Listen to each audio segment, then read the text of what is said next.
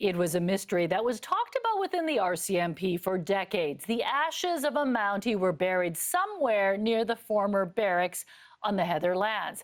That land's being redeveloped into a huge housing complex, so fellow Mounties embarked on a mission to recover the remains. CTV's Sinjin Alexander has the story.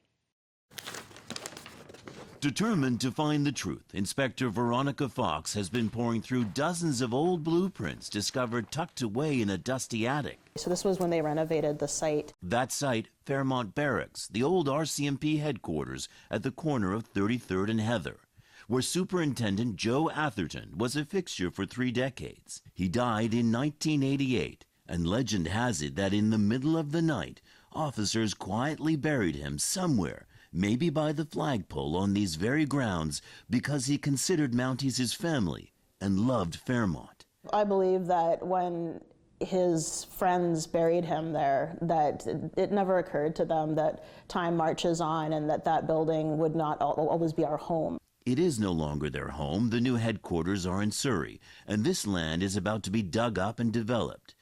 To ensure that Atherton would not be a legend lost to time and would not be left behind, Fox spent the next 2 years trying to uncover whether this was all true. I did a lot of interviews of people who had heard the legend in order to try and glean out some of the facts that I could fact check against certain documents. So this is the old flagpole. Even so, on one of the hottest days of the year, 20 specialists set out. The grounds were overgrown, the rose bushes several feet high, but Fox was feeling cautiously confident. Our commanding officer said a few words, and then we started digging. Shovels went in the ground, and the backhoe came out. And there he was. Atherton was buried in a spot where he could see the morning sun. What had been folklore, discussed over pints of beer for decades, was true. I strongly believed he was there, but I was worried that we might just not find him just because he might have been lost to time. Where he will rest now has yet to be determined, but Superintendent Atherton is home once again.